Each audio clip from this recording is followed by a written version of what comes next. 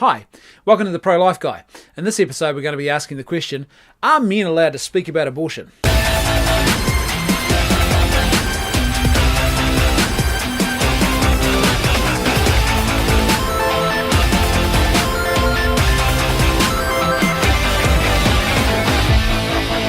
Whenever I've given public presentations on this issue of abortion, or I've been in discussions with people one-on-one, it usually doesn't take long for someone who is pro-choice to start raising the old issue of gender and suggesting that perhaps men, like me who are pro-life, don't really have a right to speak about this issue, certainly not in public anyway, because of the fact that, well, we're men. First of all, what people are trying to suggest here is that arguments know gender. In actual fact, arguments don't know gender. The argument of the pro-life position or the pro-life ethic is not abortion is wrong because I'm a man, or abortion is wrong because you're a woman.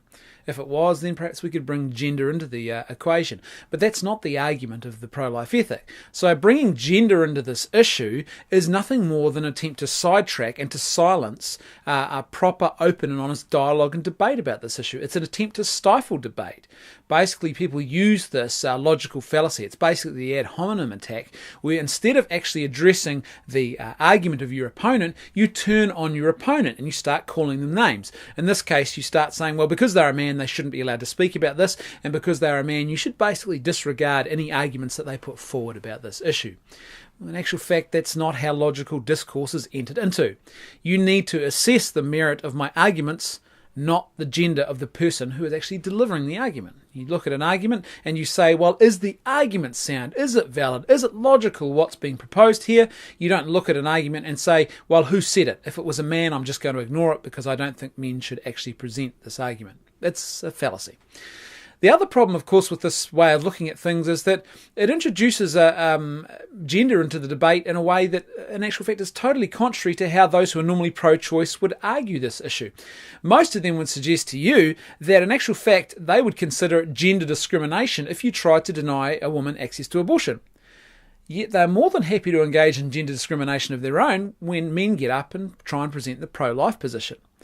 So on the one hand, it's gender discrimination if they don't get abortion. On the other hand, they're more than willing to actually engage in gender discrimination if men try and stand up and oppose abortion. But it's not really all men who they are opposed to. I've been at events, I've seen video footage of events where men have got up to expound and present a pro-choice position, and the women in the room who are pro-choice are more than happy for men to do that.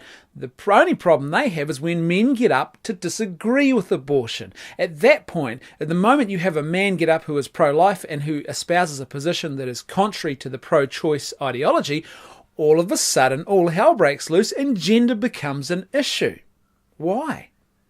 Well, I'd suggest to you it's got nothing to do with gender at all. In fact, once again, it's about stifling and silencing the debate, rather than having an open exchange of ideas where we can really begin to pull apart the pro-choice ideology and see whether it is logically sound or not.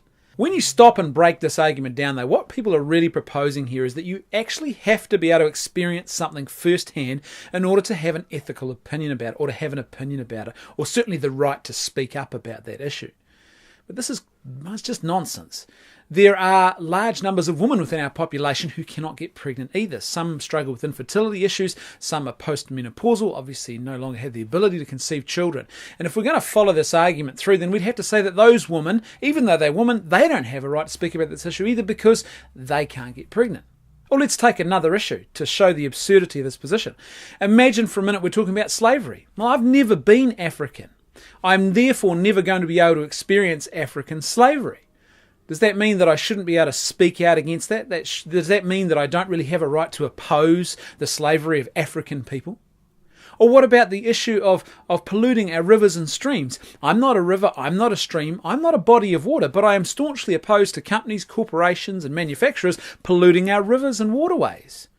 Yet if we followed this argument, then I could never ever actually publicly oppose that sort of conduct because, well, I'm not a body of water, I'm not a river, I'm not a stream, therefore I can never experience first-hand pollution in that way. So therefore I shouldn't be able to speak out against it. Now, okay, I've taken things to a bit of an extreme there, but you see the point. The point is this argument is not logically sound. It's not even an argument, in fact. What it is it's an attempt to try and shut down any open and honest debate about this issue. The gender of the person presenting the argument is irrelevant. What matters is whether or not what they are saying is logically sound. Do their arguments make sense?